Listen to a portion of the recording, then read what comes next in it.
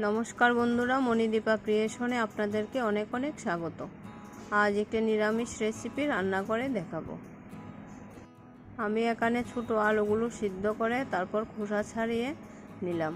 এখন হাত দিয়ে একটু ভেঙে নিলাম। তারপর নিলাম চিমবিচি, কাঁচা চিমবিচিগুলো আমি শুকিয়ে রেখেছিলাম। ওগুলো প্রথমে আধা ঘন্টা ভিজিয়ে রেখেছিলাম, তারপর ভালো করে সিদ্ধ করে নিলাম। আর নিলাম একটা টমেটো কুচি। আমি সবসময় বাটা মশলায় রান্না করি, তাই রান্নার জন্য মশলা বেটে নিলাম। জিরে বাটা, লঙ্কা বাটা, আদা বাটা আর কয়েকটা কাজু বাদাম বেটে নিয়েছি রান্নার জন্য। নতুন বন্ধু, পুরানো বন্ধু, সবার প্রতি অনেক অনেক ভালোবাসা। আর যারা আজ প্রথমবার আমার ভিডিওটি দেখছেন, আপনাদের কাছে যদি একটু ভালো লেগে থাকে তাহলে আমার চ্যানেলটি সাবস্ক্রাইব করে দেবেন।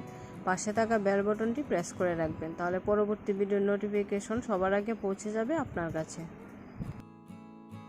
এখন সেদ্ধ করা আলুগুলো একটু নুন আর হলুদ দিয়ে ভালো করে ভেজে নেব। আলু ভাজা হয়ে গেছে, নামিয়ে নিলাম। আর কড়াইতে তেল দিয়ে দিলাম ফোড়নের জন্য। তারপর ফোড়নে দিয়ে দিলাম পাঁচফোড়ন, দিয়ে দিলাম বেটে রাখা সব মশলা, আর দিলাম পরিমাণ মতো নুন আর হলুদ। যারা পেজ থেকে আমার ভিডিওটি দেখছেন, আপনাদের কাছে যদি একটু ভালো লেগে থাকে তাহলে আমার পেজটা ফলো করে রাখবেন এবং পাশে থাকবেন। ভিডিওটিতে একটি লাইক দিয়ে কন্টিনিউ করবেন প্লিজ। এখন দিয়ে দিলাম কেটে রাখা টমেটো দিয়ে একটু মশলাটা ভাজা ভাজা করে নেব। তারপর দিয়ে দিলাম সেদ্ধ করে রাখা চিমবিচিগুলো। এগুলো দিয়ে মশলাটা আরেকটু ভেজে নেব। তারপর দিয়ে দেব ভেজে রাখা আলুগুলো।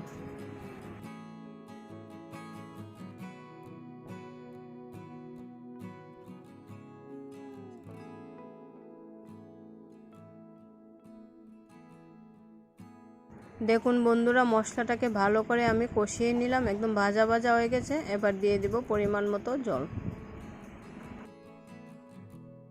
খুবই সিম্পল একটা রেসিপি, তবে নিরামিষের দিনে এই রেসিপিটা আপনারা রাখতে পারেন। ভাতের সঙ্গে ভালো লাগবে আর রুটির সঙ্গে খুব ভালো লাগবে। জলে বলক চলে এসেছে, আর বেশিক্ষণ রান্না করতে হবে না, কারণ যেহেতু সব কিছু সেদ্ধ করা, তাই 2-3 মিনিট জাল করলেই আমার রান্নাটা হয়ে যাবে। দেখুন বন্ধুরা, তরকারিটা একদম ঘন ঘন হয়ে গেছে। এখন গরম মশলা দিয়ে নামিয়ে নেব।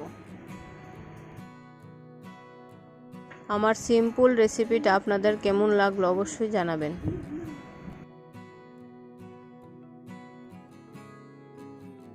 নামিয়ে তারপর দিয়ে দিব 1 চামচ ঘি। তৈরি হয়ে গেল আমার আজকের নিরামিষ রেসিপি। ভিডিওটি শেষ পর্যন্ত দেখার জন্য আপনাকে অসংখ্য ধন্যবাদ।